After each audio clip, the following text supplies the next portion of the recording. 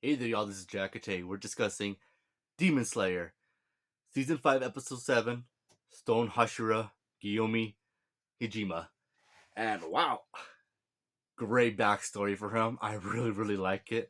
Um, Saddest backstory, maybe, when it comes to backstories of the Hashiras, I should say. I was talking about that with my fiance, talking about who of all the Hashiras, who has the saddest backstory. And we were talking about it, and honestly, Hijima does is probably a top contender. Again, we don't really know Obadiah, the Snake Boy's backstory yet, but I'm not really willing to say Hajime's for sure 100% the saddest, but it's up there, especially with all the messed up things that happen. But yeah, let's just dive right in, shall we? All right, my trusty manga helps me, and also I love the filler they've been adding into this season. It's really, really great. Like great filler. Like everything in here is like pretty dang good. The only some things that could be retrospective is when you go back and all the characters that Tanjiro interacts with, all those Demon Slayer corpse members, if they'll be any relevant in the future. Only time will tell. But yeah, let's go right into the review, shall we? So yeah, we cut to Tanjiro essentially just pushing the boulder, remembering what Rigoku said to him. Such a heart ablaze. And he just sucking up all that air and just using it just to push it throughout his whole entire body and making every muscle push the boulder. And this even gets Inosuke pumped up too, and he starts doing it too. And Zenitsu, of course, is just like, "Oh, come on! I'm the only one that's not doing it. What's going on?" Then he notices his bird, his sparrow, arrived, and I honestly don't know what the letter says. My theory is that the letter again, I have the manga. I have it. I have the whole set, but I haven't read it all because fiance wants to go through it all anime wise and watch together. So that's what I'm doing. All right. So yeah, I went. So I have no idea. I could literally figure it out, but um. So yeah, my theory is if I'm wrong, no spoilers. Please just say you got it wrong. My theory is my original theory was a demon killed him, and now Zenitsu was told that, and essentially he wants to get revenge. But now thinking about it again, it's probably that his grandpa died and probably wished for him to be strong and to be able to help his friends. And Zenitsu takes that to heart because next time we see Zenitsu, he's very very serious. Yeah, which is very interesting. I can't wait to see how that turns out. Zenitsu taking his training very very serious. And then we cut to Tanjiro. He pushed the boulder all the way as far as he needed to pass the training. And he is so tired. He's thinking, "Oh frick! I didn't drink any water. I am gonna die dehydration." Then Hajima comes and starts pouring water on his face. Again, remember he's blind, so he can't really like put it in his mouth. So he's just pouring on his face, but it's enough to help Tanjiro. And Hajima is just saying a prayer as he says, "I've heard your exports of what happened in the Swordsman Village. I acknowledge you. You have my respect for setting aside your sister to save swordsmiths. I respect that." And Tanjiro does speak up and says, "No, that's not true. Nezuko was the one that made the call. She's the one that pushed me off to go save them. I was just frozen." And I really like that Tanjiro spoke the truth here, and it's very true. And this is within Tanjiro's character that he would speak the truth. He's not going to lie and just take the credit for something that he's not responsible for, right? But of course, Hajima, he knew this. He wanted to see if Tanjiro would tell him the truth because he does say children, kids, they usually lie. They're usually they lie. They're kids. Like even though they're pure and innocent, they lie.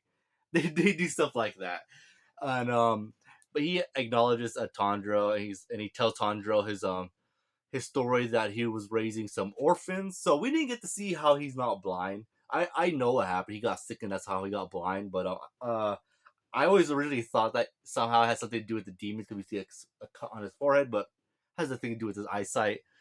As he says, he was just he was a guy that was just taking care of orphans in a small shack out in the woods. And these children that he was just raising, these children, they would all they'd all do their part. And there's this youngest little girl that she would offer her food, her meat to the Hajima, and Hajima says, "Nah, it's all right. Don't worry, even though I'm a thin, I'm in my training and I am stronger than I look. Yeah, it's true. And of course, one of the orphans late at night doesn't explain why he was late at night away. I wish we get a information on that. We probably will because I know this kid's probably gonna play a part later in the series. It looks like he does. Again, got some spoilers, Not happy about that, but it happens. And so yeah, he tells the demon about this place here. The demon comes in and just kills most of the kids. Hajima tries protecting them, but they don't listen to him. He assumes because, well, he's very thin and he's blind, so those kids more than likely thought, yeah, he's not gonna be able to help us. Maybe we should just run for our lives. The demon easily kills them. Only the youngest little girl is the only one that listened to him. More likely, she was just too afraid to move. On Hajima, he was just so angry when all this happened. He just went up to that demon. The demon tried overpowering Hajime, but no. He gets slashed. He grabs the demon's arms, rips him off, and he just starts beating the demon all the way till night arrives and the demon's body turns to ash.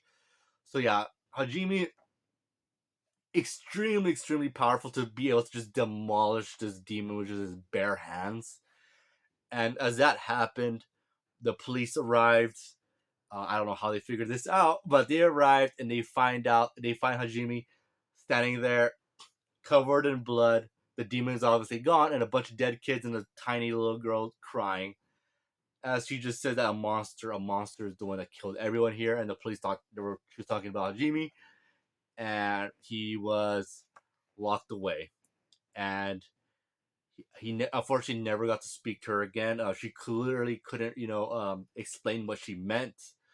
That she obviously meant the demon, but she couldn't say that because again, a 4-year-old little girl can't really, comprehend everything she saw. So what she saw was an actual monster, but she can't clarify that. No, it wasn't Hajime. It was an actual monster. Again, people in this world for some reason don't know demons exist. They hear stories of it, but they don't know, which I always found very very odd, to be honest. That the Japanese government doesn't tell them, yeah, there's demons out there. um, and then Hajime says, yeah, even though all that happened, I just wish for her that I would he's not saying this in a selfish way, but he's like that he wishes that he'd get to know that she's doing all right and everything, and that he would like to like speak with her again, but of course, that never happens. As far as I'm aware, that never happens. But we do get author's note in this chapter here where it talks about Hajima, that which I'll say at the end of the review. It's pretty neat, I gotta say, where what her thoughts are on Hajima all these years later when she's, I believe, 14 years old right now. And then Tanjiro always starts crying because he's Tanjiro, and Hajima, pats him. He's like, "It's all right, it happens, but we're doing our best. Your training's complete. You could go now."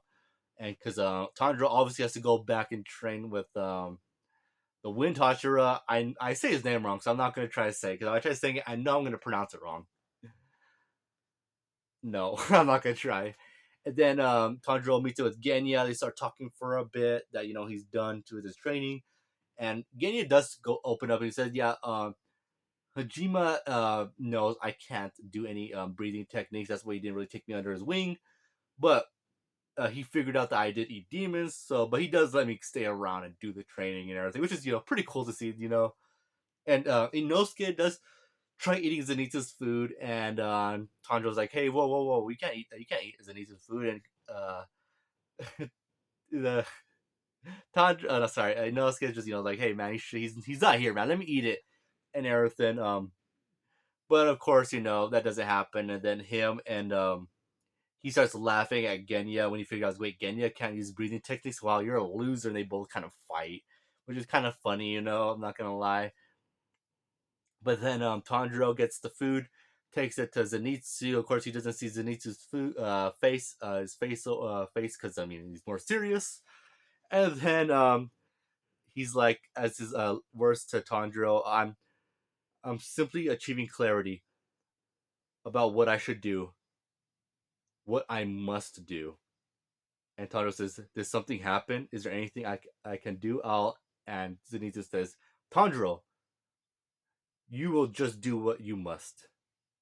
And Tanjiro says he's worried, but he puts the food down. And Zenitsu says, "You're a really nice guy. Thank you. But This is something I must absolutely do.